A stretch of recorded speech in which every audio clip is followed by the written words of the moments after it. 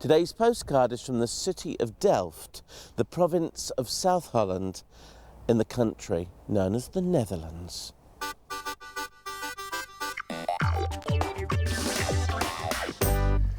Eric, it's a very fresh morning here in Delft. We're a little bit nippy, but we're warmed up by the glorious sight of some of the buildings around here. It really is a very beautiful city, isn't it? Yeah, it's beautiful. Tell us about its origins. It was founded in the Middle Ages, in the 12th century. One of the cities founded by the Count of Holland. And it became a place with privileges of speaking law, of taxation. It had its own city walls. So it became one of the principal towns of the county of Holland. Tell us about some of the buildings. I mean, first of all, the magnificent building behind us. Yeah, this is the town hall. You can see the facade, which is Renaissance. It was built in the early 17th century. But the middle part, which consists of white stone, it's a so-called belfry, which is dating from the 13th century. It's one of the few belfries in this way that you can see in the northern Netherlands. There are a lot more in the southern Netherlands, in present-day Belgium. Well, that's right on cue. Behind us, there is a soaring steeple. Is this the main church? This is the so-called new church, as opposed to the old church, because there are two main churches in Delft. This one has one of the highest church towers in Holland. It's over 100 meters high. It has a big set of bells on top. They're all on the outside as well. Yeah. Yeah, by the actual clock, aren't they? Yeah. And you can also go on top of this tower to have a beautiful view of the whole historical city. Also, this church is very important because it has the mausoleum of the Orange, the royal family. House of Orange. House of Orange, the princes and later kings and queens. Also, the founder of this dynasty, William of Orange, is buried inside this church. Oh, he's actually buried here? Yes. Now, was it William of Orange who broke away from the Spanish? That's true. The Wars of Independence? That's true. He was the leader of the Dutch rebellion in the 16th century. And the House of Orange is still in power now, isn't it, today? Yes. So that's gone all the way through for 500 years. Yeah. And Delft then was one of the main areas. Yeah, he had his court here in Delft. Did he? He had the so-called Prinsenhof, where he was living and from which he was directing the struggle for independence and the fights with the Spanish troops. And where he was killed in the end Here? by a Spanish assassin. Really? In this square? Yeah. No, not in the square, but in the Prinsenhof, his palace, which is just behind this town hall, where you can actually see the bullet holes in the wall, which are still preserved there. That's incredible. At the same spot he was assassinated in 1584. And but that didn't obviously, the dynasty survived. The dynasty survived because he had already 4 or 5 sons who after him became a prince, and you could say the leading figures in the struggle against the Spanish. So he was all right, Bill, as they would say. Yeah. There is another church as well, which is leaning over, that I've already seen. Why is it leaning over? Is it because too many canals, too much digging? I think so. They constructed the main tower, the church tower, just at the edge of the canal, and the soil here is very, very weak. It consists of peat and clay, so it just couldn't bury the whole weight of this tower, so it started leaning. We've got here a very busy market square. Delft is wakening up. Very soon, we're going to be finding hordes of tourists enter here, aren't we? Which is why we're here early. Yeah. And why do they come? What do people know Delft for? In Britain, they know it for Delft Blue. Yeah, that's one of the things Delft is famous for, the Delft Blue pottery, which was brought here in the 17th century from China, when the Dutch traders went to the Far East to get goods to sell here. They imported Chinese pottery, and here in Delft they started copying it. Now we still have 2 Delft pottery factories in Delft.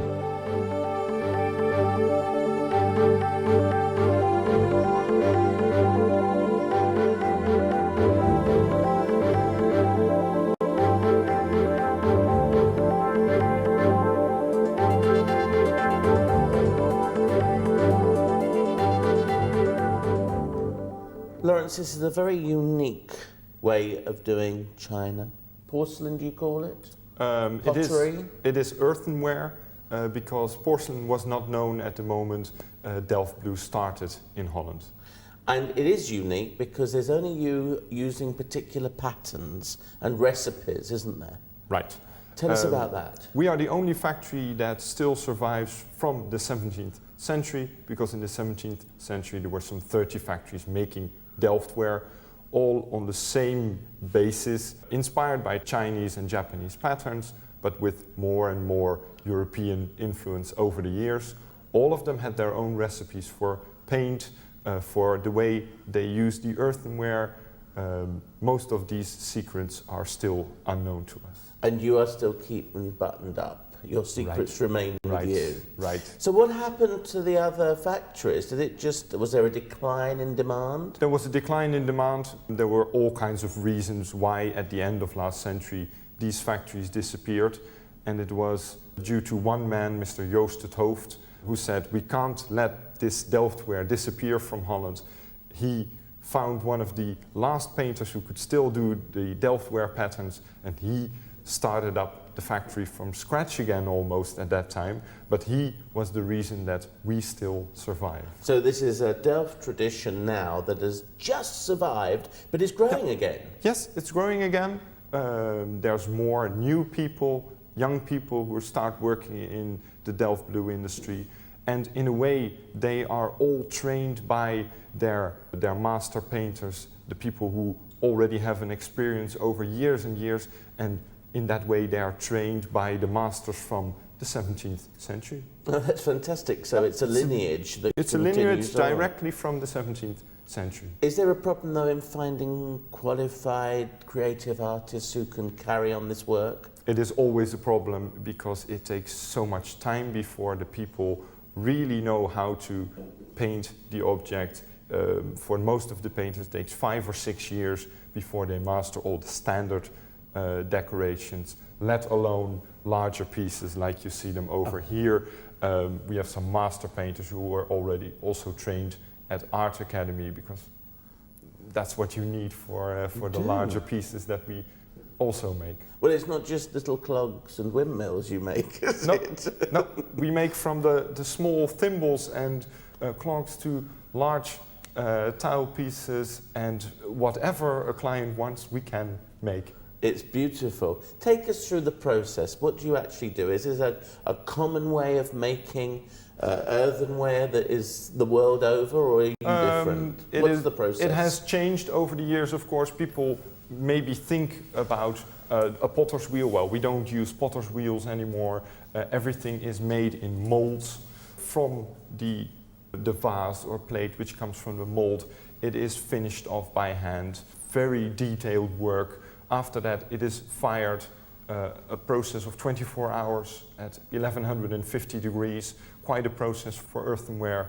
And then that's only one step. Then the largest step comes in painting the pieces, because for larger pieces like these, it can take days before all the painting is done. Mm. And when you go through the factory, you can see, for instance, somebody was pouring what it looked like sort of milk that had gone off into a mould, is it? Yeah, it's a liquid clay which is poured into a mould.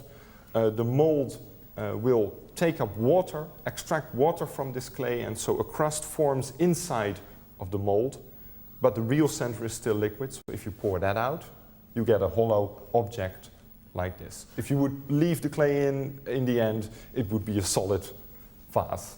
And there's a lot of trimming, like you'd get a pie and you would trim the pastry off. Right. I can see a lot of that going on too. There's a lot, all the little lines which are still in them when they come from the mold, they have to be scraped off with a knife, then with a wet sponge, everything is smoothened out so that it will be a perfect object to be painted. And that's, of course, it's not only hand painted, but also handmade. That's exactly the point, isn't it? We don't have many machines in our factory. The machines are human machines, and that was very exciting, and that's obviously part of the tradition that goes back hundreds of years. Yes. That's right. So what's the future now for this wonderful industry that you have? Is it getting better? It's getting better. We of course are maintaining the tradition, the traditional patterns, traditional shapes, but we are also adding some new modern works of art, or whatever people want to be painted, we can do it.